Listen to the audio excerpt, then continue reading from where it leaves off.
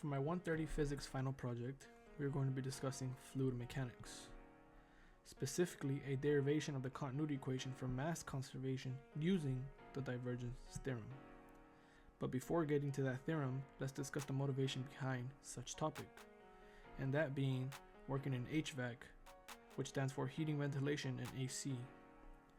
In my field, I've always been curious on how we measure the flow coming out of said registers, which I've here denoted as purple. Now that we know what the motivation of our topic is, what is mass conservation? Here, for mass conservation, we'll be dealing with a change of quantity in a system in a given unit of time, and that change of quantity is mass. What mass conservation states is that mass is neither created nor destroyed. Therefore, a change of mass per unit time, for example, through a control volume is equal to the mass per unit time coming in minus the mass per unit time coming out. Mathematically, we could write that as the derivative with respect to time of the mass of the system is equal to the derivative of the mass coming in with respect to time minus the derivative of the mass coming out with respect to time, as we could see here at equation 1. We could also rewrite that as m dot system is equal to m dot in minus m dot out, where the m dot just signifies a time derivative. Coming back to fluid mechanics, we want to know the change of mass within a given system, and in this case our given system is our control volume. And let's imagine we place this control volume inside our HVAC pipe, where the flow of air is coming out of the heater. To calculate the change of mass within this control volume, we want to know the rate of mass going in and the rate of mass coming out over said distance of our control volume. And we could use that using equation 1. But what is a mass flow rate? Well, we could also identify mass as the density times the volume.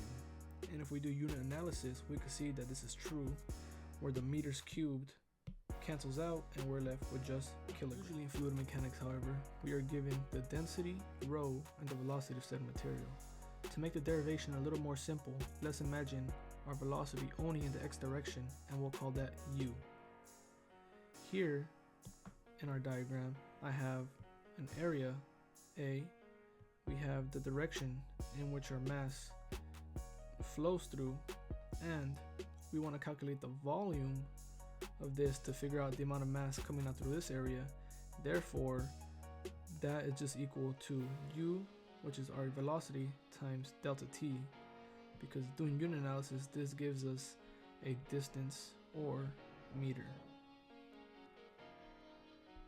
And therefore, the mass that passed through a given surface with area A is equal to the density multiplied by the velocity times unit time times the area.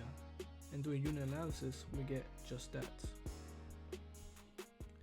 Now, if we rearrange this equation, we could get the flow rate coming out of said surface by dividing delta t from this portion of the equation, and we get m dot delta t, m divided by delta t is equal to rho multiplied by the velocity times the area, and that gives us a flow rate for mass. From equation 4, we see that rho u is just equal to the flux through a given area, as expressed here, but only we have the mass flux. Plugging in equation 4 into equation 1, we get d dt rho times the area multiplied by that change in x over control volume is equal to rho times u times a in minus rho times u times a out. And we could divide delta x, we could cancel out all the areas, and we're left with equation 6.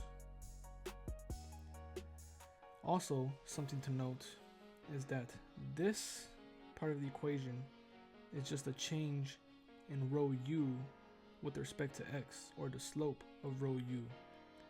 And over here, we know that in more general terms, rho can also be an equation, or can also be a function of space, not just time, as the same for this portion of our equation.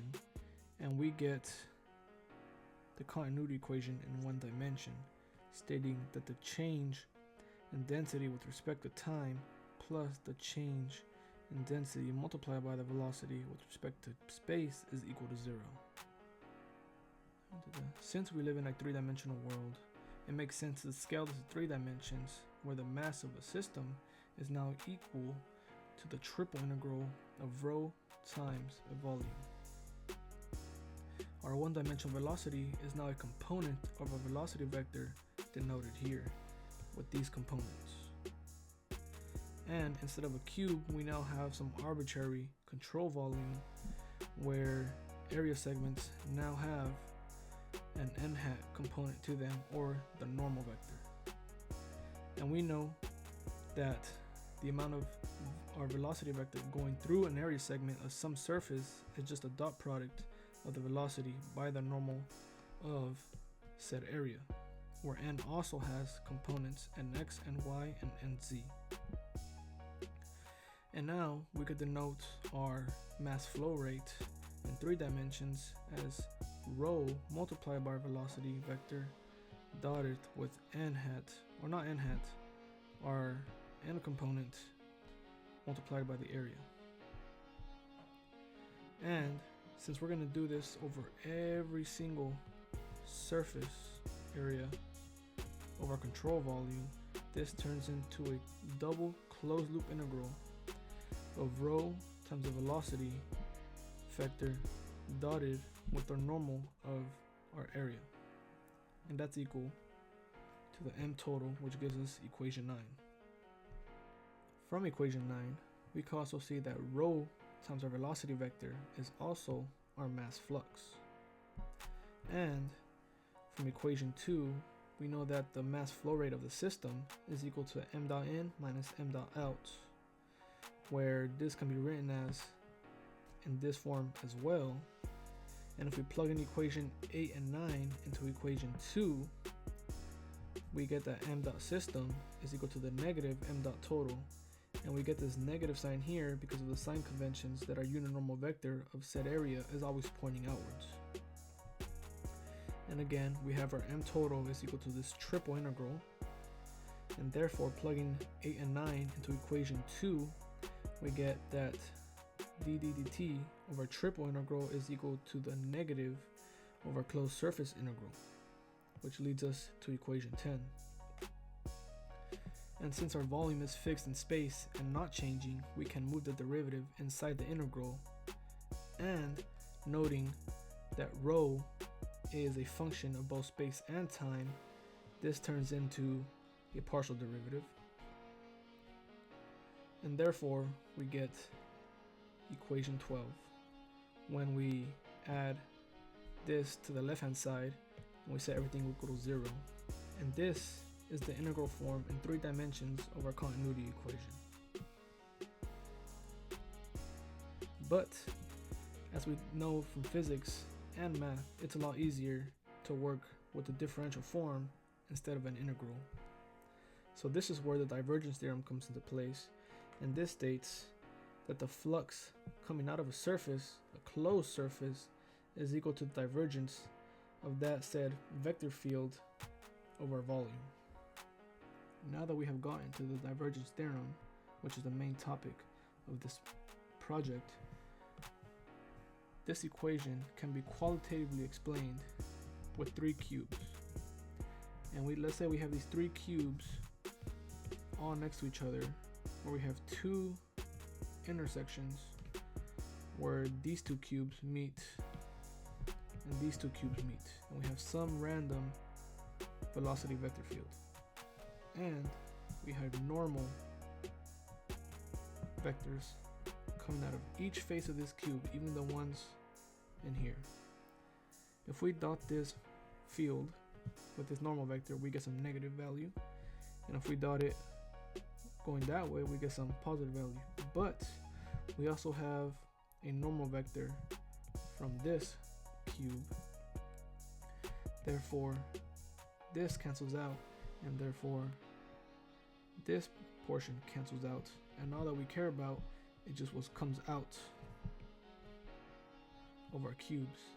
And that's the same as saying that the flux, and that's the same as saying as the divergence out of set volume of this vector field is equal to the contribution of the surface area, which is exactly what we get. Now that we know why the divergence theorem works, we can replace equation 12, the right hand side of equation 12, with the triple integral divergence, and we get this expression, equation 13, which states that the triple integral of the time derivative of rho dv plus the triple integral of the divergence of rho v is equal to 0.